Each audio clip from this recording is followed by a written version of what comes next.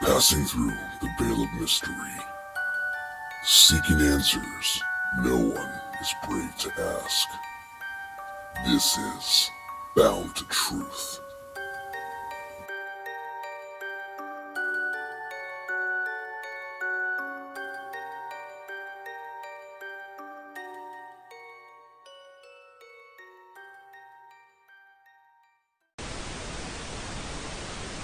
In the councils of government, we must guard against the acquisition of unwarranted influence, whether sought or unsought, by the military-industrial complex. Only think how quickly our differences worldwide would vanish if we were facing an alien threat from outside this world.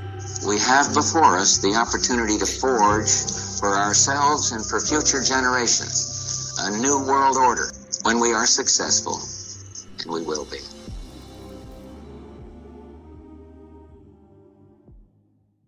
Hello, everybody. This is Chris Lopez with Bound to Truth. It is Wednesday.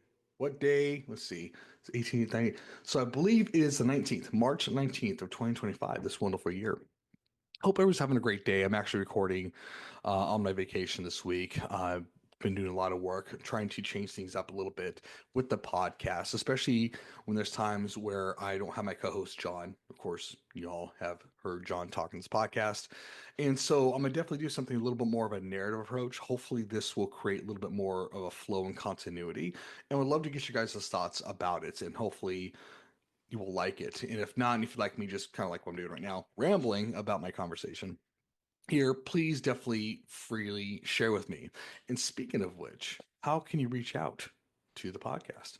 boundshoe34@gmail.com. Share your thoughts, concerns, ideas. If you want to be a guest on the show or just share your stories, definitely reach out to us through that email. Again, boundshoe34@gmail.com. Other platforms you can listen to us is obviously on YouTube, Apple, Spotify, Buzzsprouts, X, Facebook, and Amazon, and other platforms that may be available at your disposal. So today we're going to talk about a very interesting subject called the New World Order and Project Bluebeam, New World Order, Project Bluebeam, and what the end game looks like. So what we're going to be talking about with that is a lot of different conspiracies with it and what the end game looks like with it. I'm going to share quite a bit of videos that I'll be talking about today with my narration. So let's talk about this. So here we go. So with the New World Order and Project Bluebeam, now these terms may sound familiar to some of you, while others may be hearing them for the first time, right? Either way, I want you to really buckle up on this one because we're about to embark on a very enlightened journey with it. So let's talk about the New World Order. Let's unpack the concept of the New World Order. Often abbreviated as NWO, the term is used to describe various conspiracy theories that suggest a covert plan to establish an authoritarian, I think I got the right, global government. With that, proponents of this theory claim that a powerful elite is working behind the scenes to control world events, economics, and even the minds of everyday people. Intriguing, right? So that's kind of a little bit brief about the New World Order. Now let's talk about Project Bluebeam and how this came about. So the origins of Project Bluebeam can be traced back to the 1990s with the work of a Canadian journalist named Sergei Monast. He published a book outlining the theory, suggesting that NASA and the United Nations were the key players in the grand scheme. Since then, the internet has fueled the fire with countless forums, videos, and articles discussing the potential implications of Project Bluebeam.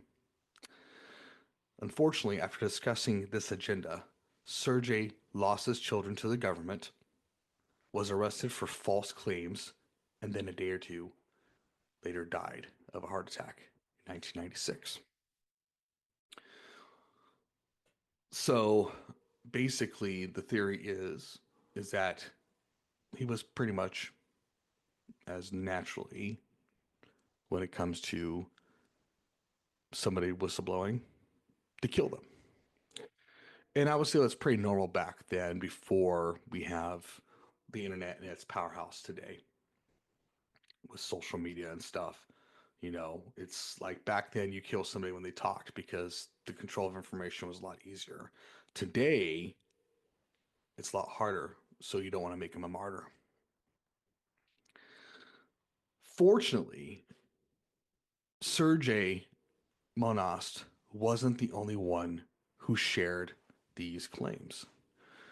Other players like Dr. Stephen Greer, John Lear, whose father invented the Learjet, and Werner von Braun's associate, Carol Rosen, who Werner shared at his deathbed with her, confession on this concerning agenda.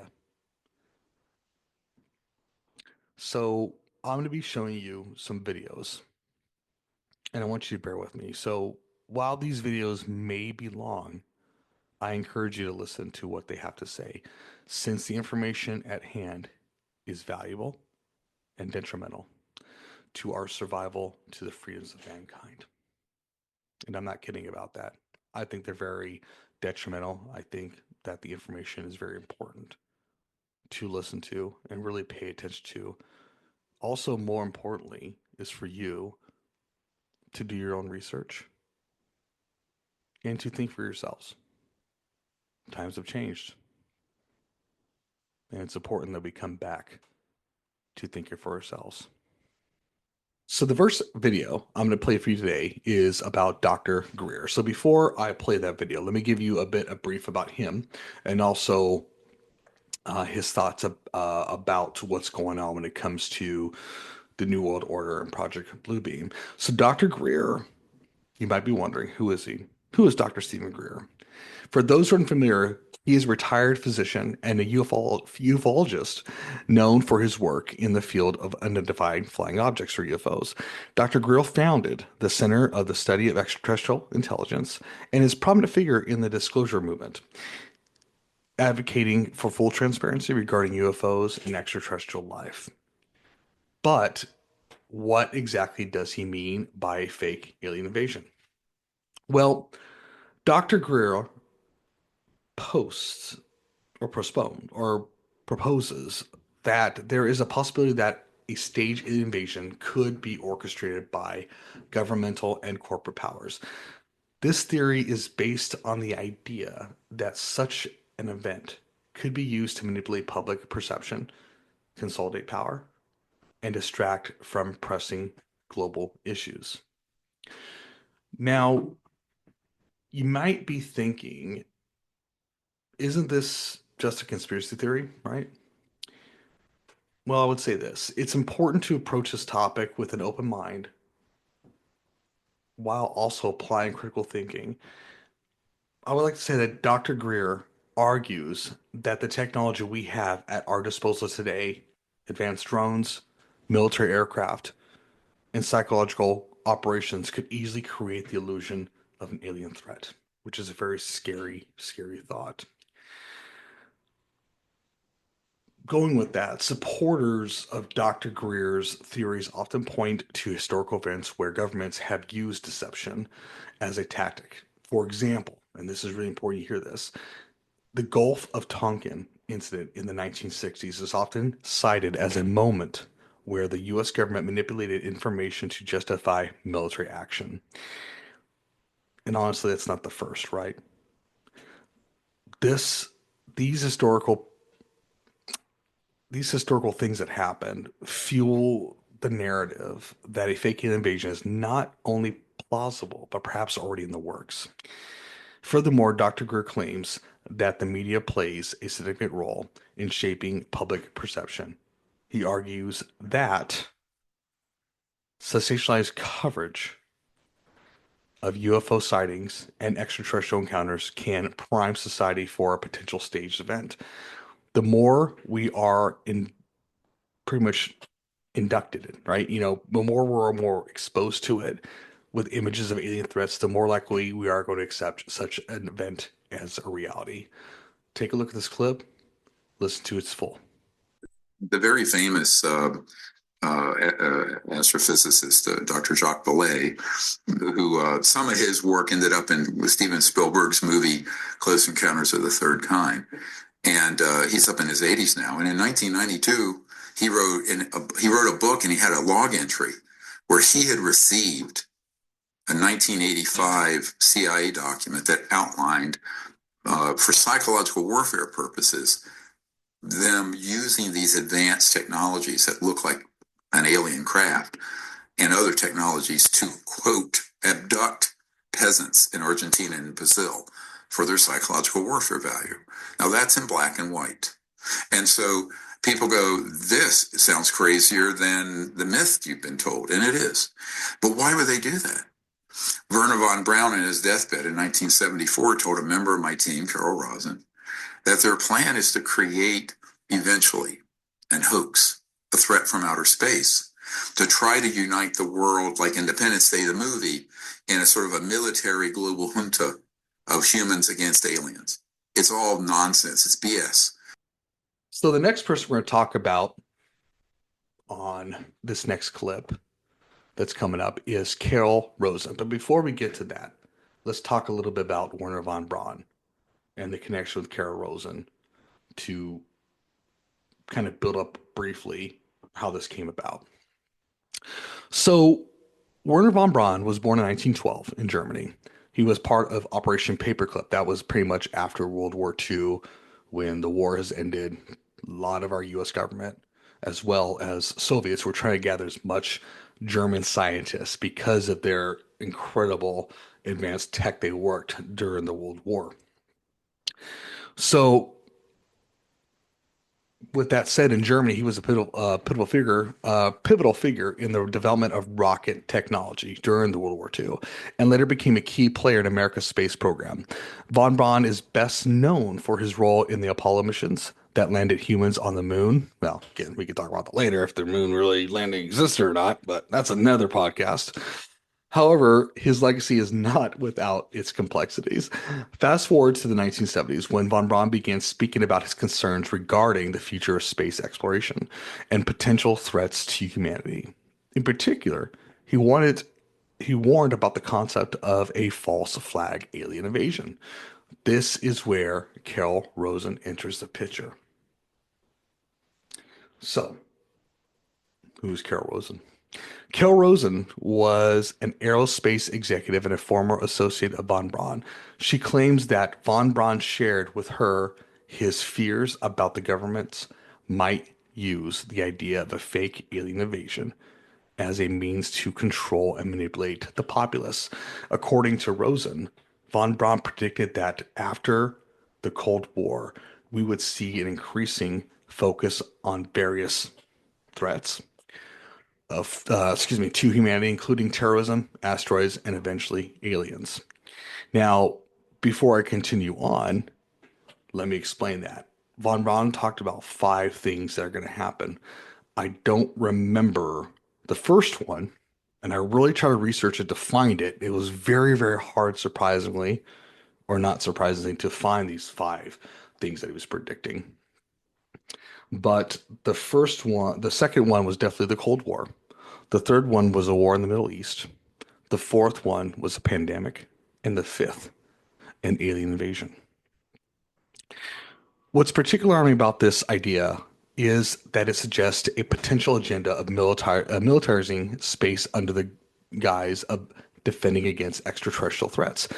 Rosen has been vocal about spreading von Braun's message, suggesting that we need to be vigilant and discerning about the information we receive regarding extraterrestrial and the potential invasions.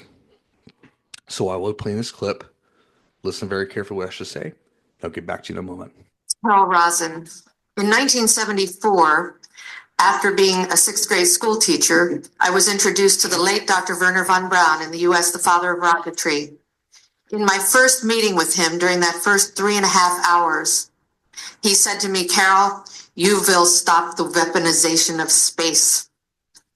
And I said, teachers don't stop until June. He said, "No, you have to understand. This is February. And we have to prevent the weaponization of space because there is a lie being told to everyone that the weaponization of space is now first being based upon the evil empire, the Russians. There are many enemies, he said, against whom we're going to build this space-based weapon system. The first of whom was the Russians, which was existing at that time. Then there would be terrorists. Then there would be third world countries. Now we call them rogue nations or nations of concern. Then there would be asteroids. And then he would repeat to me over and over, and the last card would be the extraterrestrial threat. Well, at the time, I kind of laughed when he said asteroids, and when he said extraterrestrials, I knew I wasn't going to deal with that subject. And now we hear on the news just today, this week, that they've slid in another enemy. Only this time we're going to protect our satellites. In other words, we have to have some reason to spend these trillions, to waste these dollars on a space-based weapon system, and they're all lies. This is a system, he told me, that would never protect anyone. Even back then, he talked about suitcase bombs. He talked about chemical, viral, bacterial, biological warfare, that these space-based weapons would never protect us against.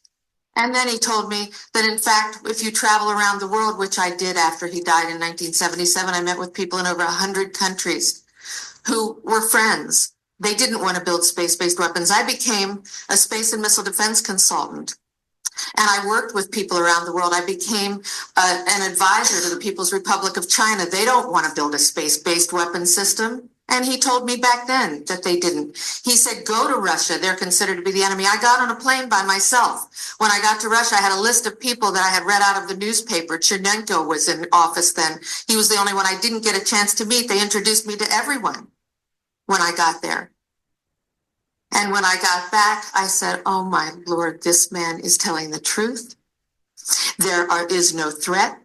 And I've been waiting until this day for 27 years, and I'm expecting the spin to happen, because he also explained to me that as a military strategist, as a person who worked on the MX missile, which I did later, he said, you will find that there is going to be a spin to find some enemy against whom we have to build space-based weapons. And now we should expect the spin, because he said part of the formula for the intelligence community is if they might have a weapon, then we have to consider that they do have these weapons. So now they do have these weapons. So now we have to build these weapon systems. And that's the formula, except that it's all based on a lie.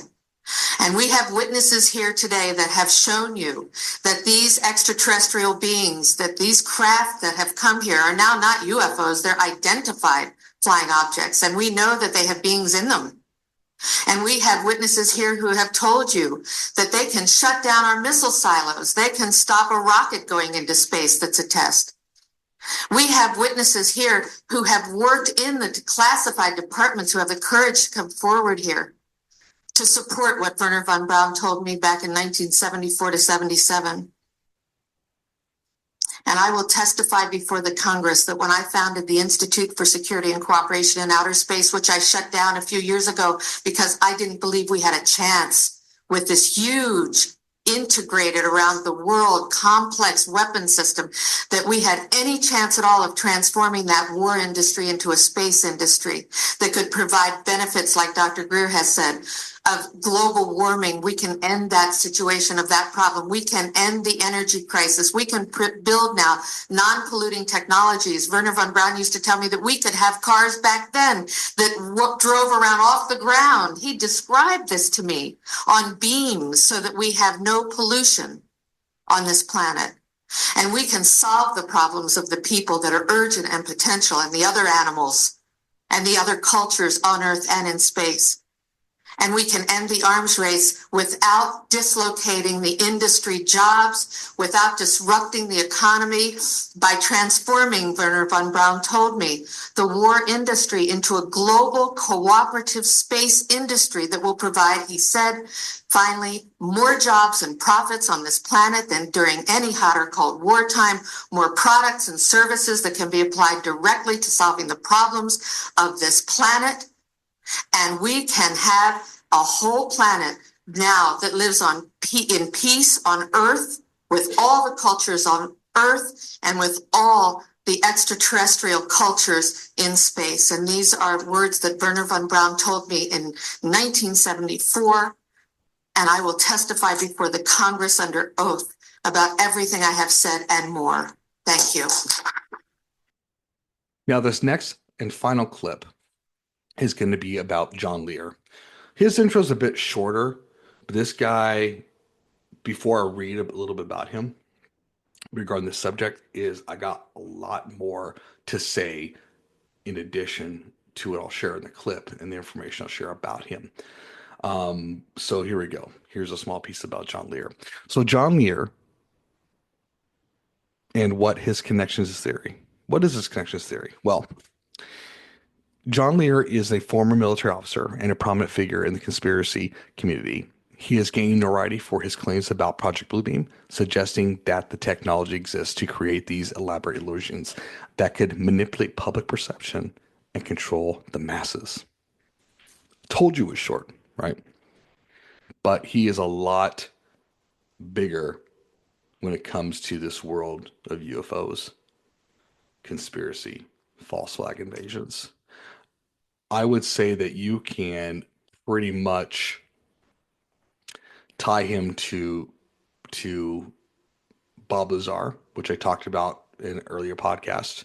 The reason for George Knapp and Jeremy Corbell's success and bringing the UAP UFO agenda to Congress and so forth. So he's definitely set up a stage and a platform for the subject of not just the false flag and Project Bluebeam and all the stuff's going on. But he is definitely a huge pivotal figure. I call one of the disciples for sure when it comes to the subject of government conspiracy. In the video I'm going to share with you, he's going to talk a little bit as an example with 9/11 regarding his thoughts that it was created as a hologram per se to Project Bluebeam and so forth. Now, I know that sounds crazy out there with people who, you know, I'm not trying to create anything to desensitize or like create any insensitive comments or moments because a lot of people did die in that event. It was very sad and very tragic. I won't forget it. When I was 19 years old, had no work in the morning, thought this is a bad joke. However, there is some potentially real evidence that it was staged, and I want you all to have an open mind to it. So here's the video. Take a listen. I said, I'm thinking that the airplanes that crashed into the World Trade Center were holographs. And he said, John, you're probably right. And here's why. He said, just before I retired, I was driving down on the Bayshore Freeway to Sunnyvale. And he said, I had a friend in the right seat of the car. And he says, like it was about 8 o'clock in the morning, maybe 8:15. He said, we're driving south. And we saw this shadow. We looked up, and here he said it wasn't a 747, but it was a huge 4-engine airplane. It wasn't 200 feet above us. And he said, we looked out and looked at this thing and said, of course, we're, 20 miles from San Jose, and 30 miles from San Francisco. There's no possible way an airplane could, legitimately, you were flying right there. And he said, we watched it for about 10 seconds and it went just like you turned the light bulb out. And he said, if that was the contemporary holograph, presentation of a holograph, he says, then you're right. And the holographic technology is so far advanced that people just wouldn't believe it. But the other day I had a lady here that was helping Marilee on a casting program. Actually, she hired Marilee. She was from New York. She had 2 degrees from Harvard. She was just a wonderful, smart, receptive lady. And we were talking about holographs. She says, well, let me tell you. She said, about 5 years ago, I was invited with about 15 other television executives into a private showing in Hollywood. And there was a little auditorium. It wasn't very big. It could seat like maybe 30 people. And the presentation was called The Future of Television. And she said, I don't remember if Steven Spielberg was there, but, everybody else was. And she said it was, brightly lit. And there was a stage and a podium on the stage. And we're sitting there, and this guy comes out from behind, and he's kind of East the German accent, East European accent, white hair, has glasses, and he comes on and he starts going to see history television and how they came up with the first capital grade tube and how they did this and how they did that. And, he's walks down in front of the stage, walks up one of the aisles, he's polishing his glasses, walks in front of him, walks back up to the stage, and she says, it was pretty boring. She says, after about 20 minutes, he wraps it up with something, and that's the history of television. And he puts his glasses on and just like a light. He disappeared? He was a hologram? Yeah. Right. So can you take us through that? Take us through why you think that's true and how you got, you're a pilot. You certainly have, a vote in whether those planes had the capacity to hit those buildings, because our Henry Deacon has told us some very interesting things also about those planes. Actually, he thinks they were remote controlled.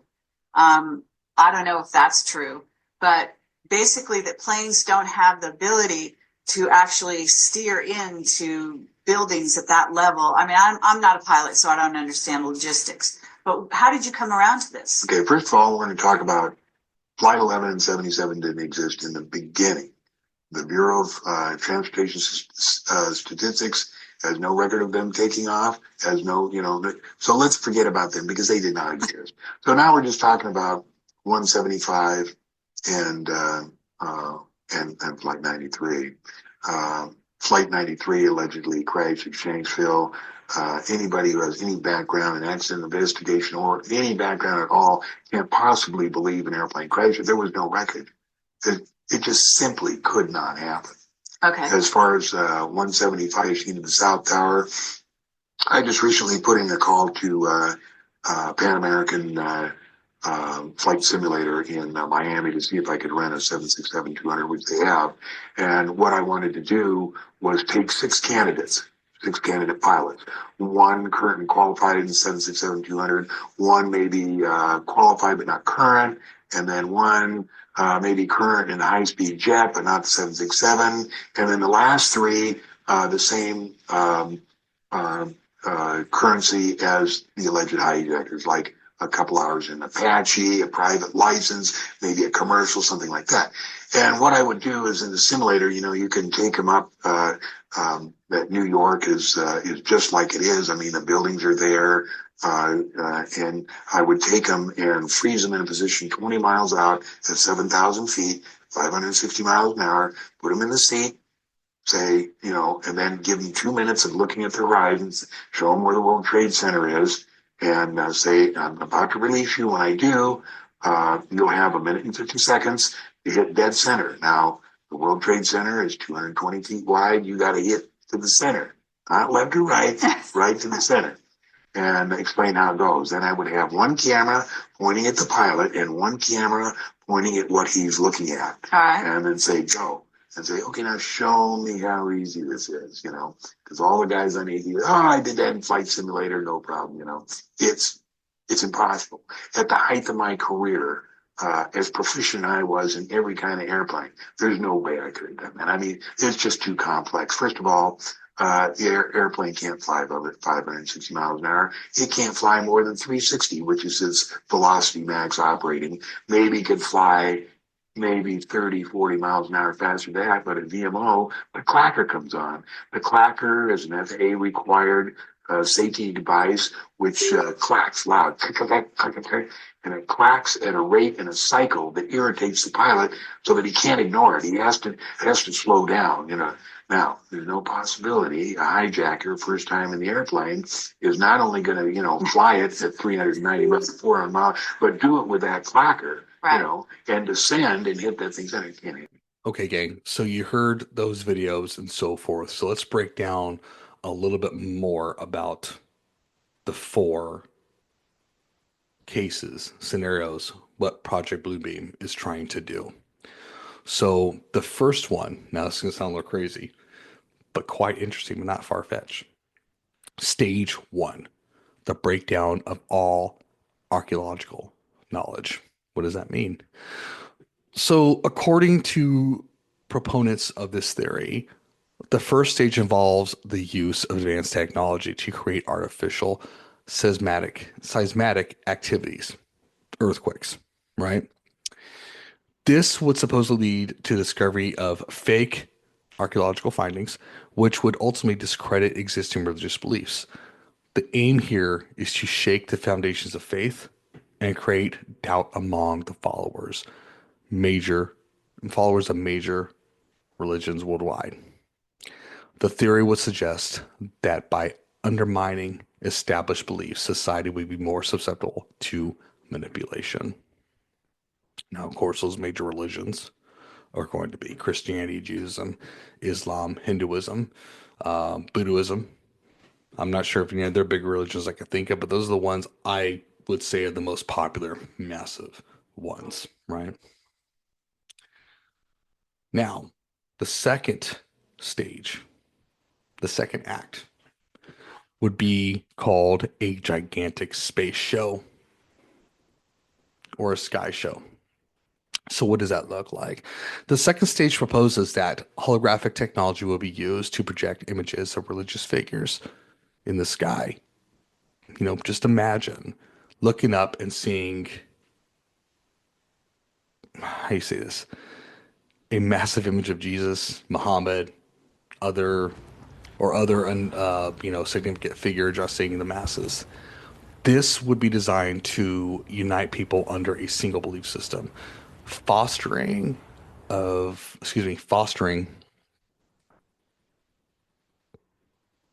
I lost my thought there. Excuse me. This would be designed to unite people under a single belief system, fostering a sense of global unity. There we go.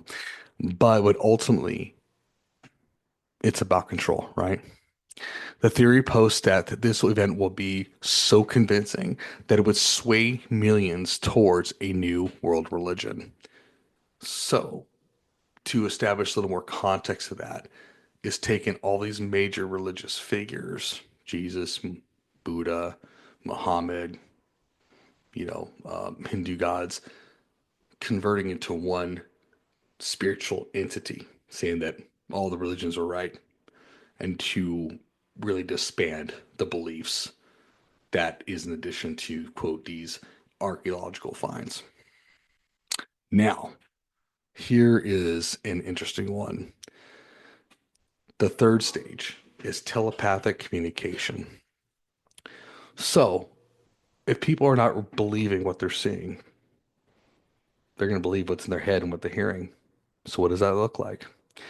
So, the stage 3 telepathic communication. So, next, the next move would be to the third stage, which in perhaps is one of the most chilling elements of the theory. This stage suggests that the authorities would use advanced technology to communicate directly into the minds of individuals. This would create the illusion that God or a higher power is speaking directly to them, providing a guidance and direction. This telepathic communication would serve to reinforce the messages being projected in the sky, furthering and solidifying the control over the populace. So, again, to add more context to detail, what does that look like? Well, cell phones, watches that are iPhone watches, right? Microwaves, believe it or not, it's kind of funny saying that because of microwave communication, or Wi-Fi, baby monitors, garage door openers, anything that is dependable on gigahertz at the right frequency to control people's minds. And if you think about that, I don't know about you, all I can talk about is my age being at 43 and what I've seen at the cusp between my years in high school and the growth of Wi-Fi into the phones. It's like right in that stage of just that perfect element to really take the difference between back then to what we're dealing with now. And I would just say this, things I've encountered with people, I feel that people are a little bit more not, and this is not talking about bad about who they are. I would say that the actions of people have become a little bit more disarray. The mind of just normality, of just logic has really decayed over the years. And all senses of ages. And even I would say this even for myself, I take medication for OCD, and I would say this at times has gotten worse and so forth. I'm thinking, my God, it may be my OCD. It's not OCD. Maybe it's depression. Maybe it's this and that. And I try to contribute to maybe it's technology. Maybe it's because of these things and what they're using with the technology we have today, how it's messing with our minds. And again, I could be very wrong. But all I can tell you is my experience over the years and what I've seen and what I felt and how things are so different. I try each day to have a really strong sense and keep my identity as strong as who I am and not change that part where I'm just reacting to everything. But I'm really trying to put an effort to make sure I'm being as very logical as possible. Because I'll tell you right now, in my head, in my eyes, things have changed, not just seeing it and hearing it, but I would say here sort of spiritually because something's not setting right. Now, I did spend a little bit of time talking about that because that one was a very big, important piece to me regarding the mind control part of it. I think it's really important that we keep our wits, right? Because the world has just gotten a lot stranger. So now, stage 4, the last piece. So, stage 4 is the manifestation of a false threat. What does that look like? Finally, we arrive to the 4th stage. This stage theorizes that a staged alien invasion or some form of global threat would occur. The idea is that once the people are united under a new belief system and our feelings, vulnerable, the authorities would present this false threat as a means to consolidate power even further. The fear generated would lead society to accept extreme measures, including the imposition of martial law or even the surrender of freedoms. Which is pretty scary, right? And we look at history, and with history, when you look at people trying to be forced to give up their freedoms, people will rebel. Pretty simple, right? Not saying easy, but simple. Forcefully taken their freedoms, their beliefs, their character, the family values. People are going to rebel. How do we win the war to have our independence in this country? What about other wars who fought for independence for theirs? This piece right here, if you can't take their freedoms by force, you find ways to make them give it up. What makes us stop to think about if there was a fake alien threat or some type of fake stage threat, that the powers to be, this one world government, would not attack their own people.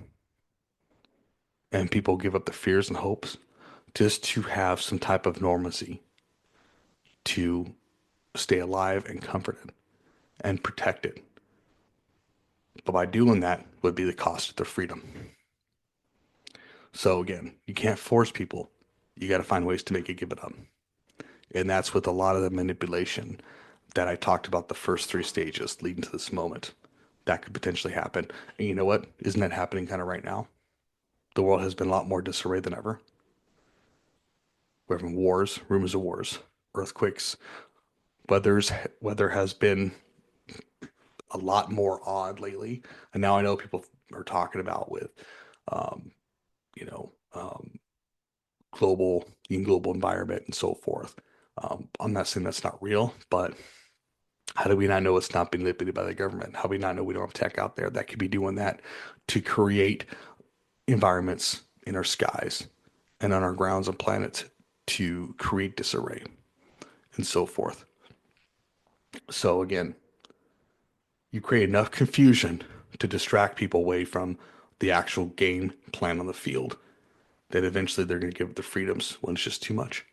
When it's too much. Scary thought. But unfortunately, it's a very honest thought. And as conspiracy crazy that sounds, I encourage people to really, really, really do some research to look into that. Again, call me out. I want to be wrong. I definitely want to be wrong on the whole subject. I hope I'm wrong.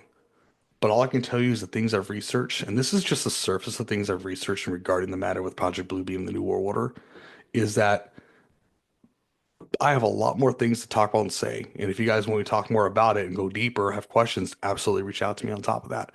But this is just the birth pains of the subject. This is just the beginning of it, right? And so, like I said, do your research. Research the people I talked about today. Research the people I have in video today. You know, maybe you find something to discredit me. Like I said, prove me wrong. Love that. Please. Don't call me crazy. You can call me, well, if you do, doesn't do any good because you can't prove that I'm wrong, or give me, or all the stuff. But just definitely, definitely like to hear people's logic and thoughts out there regarding the subject, because it is kind of a scary thought, especially since we're at the cusp after the pandemic, and then now we're at this whole UFOs are real type of thing. It was a joke before, but now it's really hitting legacy news media that it's a real thing. The last, what, 7 years, 6, 7 years, 8 years now, it's been a thing. And if you're like, what do you talk about? What UFO thing? You're under a rock. Look at 2017 Lou Elizondo, New York Post. Look at the congressional hearing by David Rush. Look at the recent testimony from Jake Barber. Also, testimony last year with Lou Elizondo and other whistleblowers. Real congressional hearings. Pull it up. Do your research. Get your head out of the ground. Be alive. Stay in tuned. Be educated. Free think for yourself. So with that being said, with the things I've talked about, I'm going to wrap this up. How you can reach us, like I said in the beginning of the podcast, bound2truth34gmail.com, Apple, Spotify, YouTube, Buzzsprouts, X, Facebook, Amazon. Hit the subscribe button. Again, like I said before, the bigger the platform, the bigger the voice, and the platform is yours. I want to say thank you all for listening. Again, have a great, blessed day, and see you on the other side. Goodbye.